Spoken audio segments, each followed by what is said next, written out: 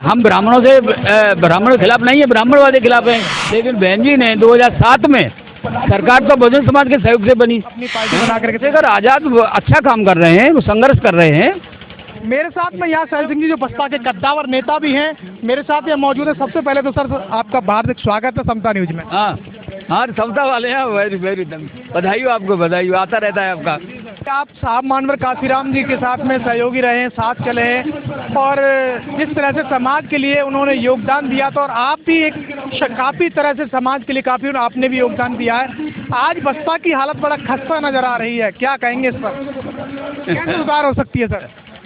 ये तो बहुत कड़वी बात कहता हूँ मैं। जी सर। किसी भी मिशन को चलाने के नेता होता है। जब ये बहुजन समाज के निर्माण की बात है तो हम ब्राह्मणों के खिलाफ नहीं है, ब्राह्मणवाद के खिलाफ हैं। लेकिन जब कांशीराम साहब ने ये कहा था कि जिनका जितना हिस्सा है वो दिया जाएगा, लेकिन बहन जी ने 2007 में सरकार तो बहुजन समाज के सहयोग से बनी है ना, लेकिन उन्होंने 80 टिकट तो ब्राह्मणों को ही दे दिए, और उन्होंने 30 मंत्री ब्राह्मण बना दिए। हायर एजुकेशन, माध्यमिक शिक्षा सब उन्हीं को दे दिया पूरा। तो ये जो बैकवर्ड के लोग थे ये हमें छोड़ के चले गए, और जो कुछ लोग ऐसे थे जो बहन जी को कह रहे हैं ये बहन जी ठीक नहीं कर रही है, उनको उन्होंने निकाल दिया। तो नारा लेकर हमारा नुकसान हुआ है। बसपा एक नारा भी लेकर के चल रही फिलहाल वर्तमान में कि गांव चलो अभियान का, और पुराने कद्दावर नेताओं को दरकिनार करके वो कैसे ये इस तरह का ये अभियान क्या सफल हो सकता है? वो तो बहन जी गुमराह कर रही हैं लोगों को, वो अब मैदान में नहीं आ सकती। उनके पास ईडी का बहुत बड़ा दबाव है और बस सीबीआई का दबाव है। आगे सुनिए, अभी 265 आवास जो है देखो उन्होंने अपने भाई को और भाभी को दे दिए, उसका फाइल खुल गया है। तो उनको तो दबा रखा है कि तुम्हारे पास इतना धन कहाँ से आया, इसीलिए वो अपने को बचाने में लगी हुई हैं। अब वो समाज को बचाने का काम नहीं कर पाएंगी। बहुजन समाज के साथ में बसपा के अलावा क्या विकल्प है, क्या लग रहा है इस पर, क्या नजरिया है आपका? दूसरा विकल्प है बहुजन समाज बनाना। बहुजन समाज की ही यहाँ जो दुर्गति हुई है, उन्हीं के अधिकार मारे गए और उन्हीं को इकट्ठा होना होगा, और इकट्ठा होकर के उन्हें संघर्ष करना होगा। अलग अलग लड़ेंगे तो वो जीतेंगे नहीं कभी भी, इसलिए एक मंच पर आना होगा।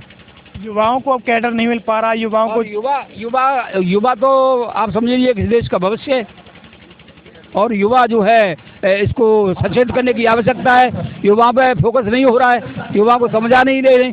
अभी ये चक्कर है सबसे बड़ा कि वो समझा नहीं पा रहे, लोगों को समझाने का काम बहुत पीछे रह गया है। समझाने यानी जो है समाज सुधार के जो कार्य हैं उसके समर्थक कम हैं, उसके विरोधी ज़्यादा हैं, समर्थक कम है, इसलिए वो काम हो नहीं पा रहा है। बसपा के बाद में अब चंद्रशेखर आज़ाद ने भी अपनी पार्टी बना करके, चंद्रशेखर आज़ाद अच्छा काम कर रहे हैं, वो संघर्ष कर रहे हैं। अगर वो बहुजन समाज बना सकते हैं तो उनका भविष्य उज्ज्वल है। अगर इसमें वो कामयाब नहीं हुए तो फिर असंभव है। आगे आएगा उस पर कहेंगे ये तो बीजेपी का आदमी है, तो कहेंगे ये तो कांग्रेस का आदमी है, तो बोलते ही रहते हैं लोग। एक और सवाल आता है, लोगों की मांग है, बहुजन समाज की धरातल से मांग आ रही है कि चंद्रशेखर आज़ाद और बहन कुमारी मायावती अगर दोनों एक मंच पर आ जाए तो बहुजन समाज को सही दिशा मिल सकती है। वो मायावती जो है ये चाहती है कि मेरा ही नाम हो दुनिया में, मेरे बाद अगर हो तो मेरे परिवार का हो, तो वो तो चंद्रशेखर को कभी लेने वाली नहीं है, कभी नहीं लगी, वो कोई सवाल ही नहीं है। वो जो राजरतन थे ना, वो बहुत बहजी करते थे, उन्हीं को नहीं लिया, उन्होंने नहीं लिया, उनको वो नहीं लगी। वो चाहती है मैं एकमात्र नेता दलितों की बनूं, लेकिन उन्होंने जो रास्ता चुना ज़्यादा इकट्ठा करने का, धन इकट्ठा करने का, वहाँ वो फेल हो गई। ये धन तो वो पार्लियामेंट के बाद भी प्राप्त कर सकती थी, जल्दी हो गई उनको, यही तो बात है। ये तो मैंने 2007 में जब मंत्री बना था, ये जो है नारायण सुमन जी, वो 6 क्लास पास था और वो 3 बजे से दारू पीता था और रात को 12 बजे तक पीता था। बहन जी ने अगर जाटो समाज में से नेता चुना तो उसको चुना। मैंने तो उसी वक्त गया, सभा समारोह हम लोग मौजूद थे, तो मेरे साथ में बहुत लोग थे, हमारे जो पश्चिम के लोग थे, पूर्व के थे, जो एजुकेटेड लोग थे, जो मिशन में 20-20 साल से काम कर रहे थे, हमारे बहुत साथी थे। तो मैंने कहा तुम्हें कुछ अब मिलने वाला नहीं। एक जाटव नेता पश्चिम उत्तर प्रदेश से उनको बनाना था, तो हमारे बीच में बहुत बड़े लगे लोग थे, उनको बनाना चाहिए था। उन्होंने समाजवादी पार्टी का भाई था उसको बना दिया, और वो अनपढ़ था, और दारू और पीता था वो, तो उन्होंने कहा ये साला नेता नहीं बन पाएगा।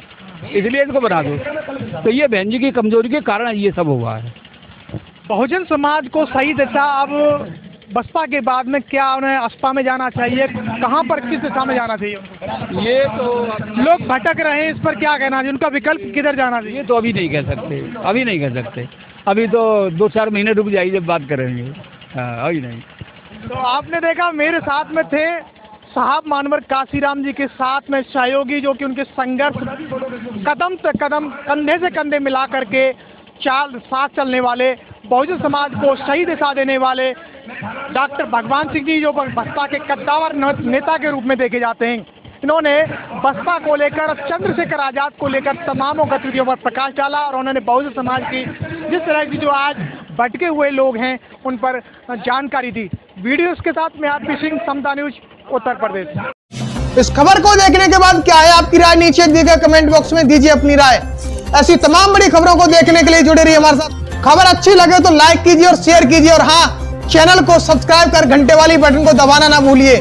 फिर आते हैं आपके बीच कुछ खास खबरों के साथ, तब तक के लिए नमस्कार, जय भीम। इस खबर को देखने के बाद क्या है आपकी राय, नीचे दिए गए कमेंट बॉक्स में दीजिए अपनी राय। ऐसी तमाम बड़ी खबरों को देखने के लिए जुड़े रहिए हमारे साथ। खबर अच्छी लगे तो लाइक कीजिए और शेयर कीजिए, और हाँ, चैनल को सब्सक्राइब कर घंटे वाली बटन को दबाना ना भूलिए। फिर आते हैं आपके बीच कुछ खास खबरों के साथ, तब तक के लिए नमस्कार, जय भीम।